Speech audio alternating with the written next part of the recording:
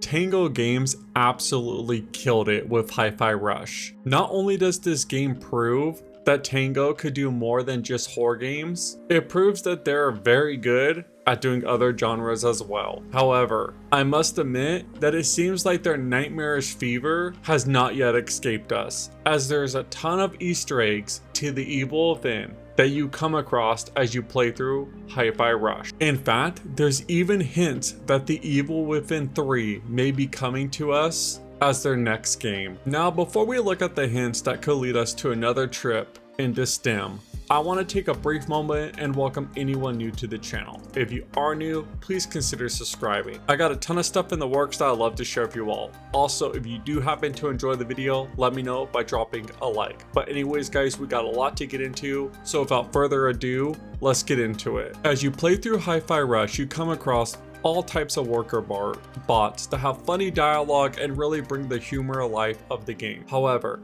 there are two robots that you do encounter that greatly resemble Sebastian and his partner Joseph. As you can see, it's not even subtle at all. They definitely wanted fans to know who these robots are. Plus, there's not just the robots, there's also the famous mirror that you could find, and this mirror even cracks and plays the theme song to The Evil Within. And if that wasn't enough, there's even a glimpse that straight up states a sequel to a popular horror game franchise announced. What else could Tango Games be referring to? They've had interest in making Evil Within 3 for a while now. In fact, Ghostwire Tokyo even started out as the Evil Within 3, but since they felt it strayed too far from the formula, they decided to make it its own unique IP. So yes, we may very well get the Evil Within 3 at some point, as Hi-Fi Rush is full of Easter eggs, and it would seem Tango Games is still interested in revisiting the franchise. But with all this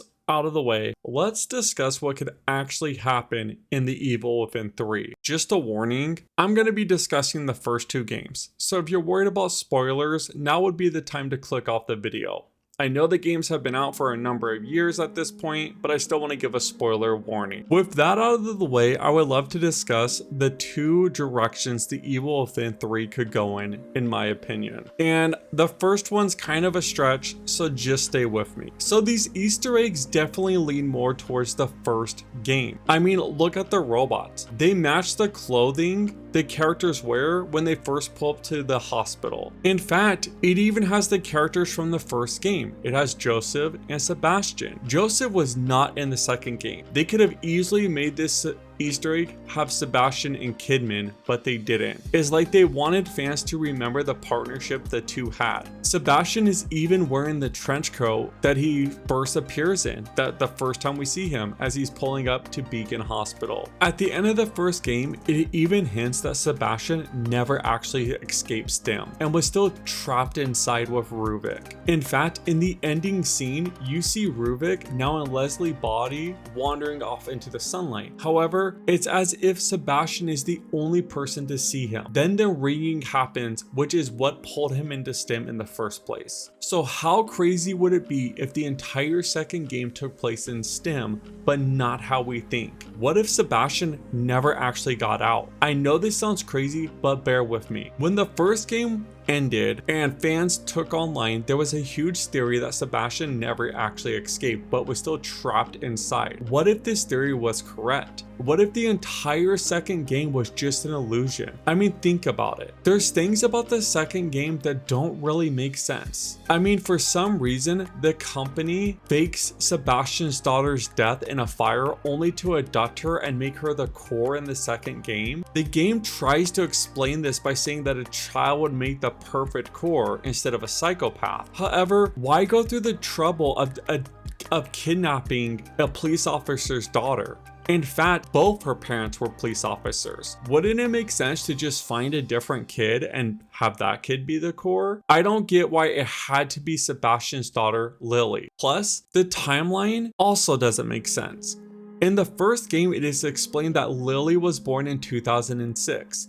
In fact, there's several files that you find that go over Lily's life and the timeline of it. Then it goes on to explain that Lily died in a fire in 2012, which would make her 6 years old. Sebastian then crawls into a bottle and goes on living an empty life. It's like as if his life stood still in 2006 and he kept on living but wasn't truly alive. Then several years later in the second game, Sebastian goes around talking as if his daughter is still 6 years old, even though the game takes place 6 years later of Lily's death. So she would be 12. Why would anyone go looking for a 6-year-old that supposedly went missing or died 6 years ago? This is a massive oversight. Wouldn't it be insane if Sebastian was still just trapped inside STEM from the first game and Rubik has been in the background tormenting him the entire time? What would be more miserable than to believe that the daughter and family you lost years ago was still there,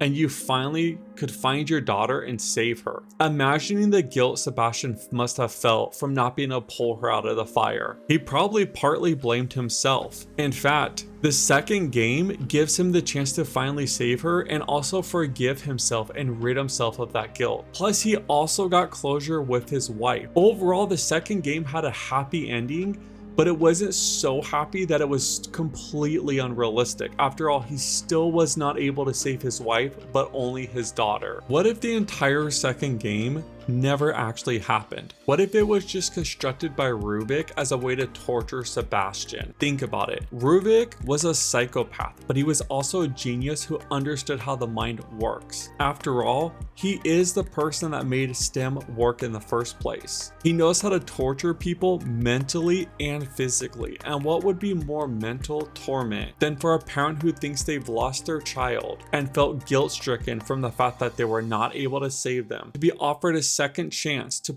pull them out of the fire and magically rescue them, only to wake up and realize none of it was real. It would be like reliving that event all over again. Not only would this be a very weird twist, but it would help make up for any plot holes the second game caused, because the plot holes in the second game could have just been the cracks coming through to allow the player subtle hints that none of it was real, and that's why it's not completely adding up. It'd be an interesting take. However, they most likely won't go this route just because it's too different, and I think it would not please a lot of the fan base. The second theory I have is, what if Rubik was somehow subconsciously implanted in Sebastian's mind, and that's why Sebastian saw him at the end of the game. Rubik was laying dormant for years until finally Sebastian went back into STEM, which allowed Rubik to escape once again. What if when the machine turns back on, it's somehow Rubik that has turned it on and now he's in control of STEM? They could go that route as well. Overall, the only way a third game would be really cool,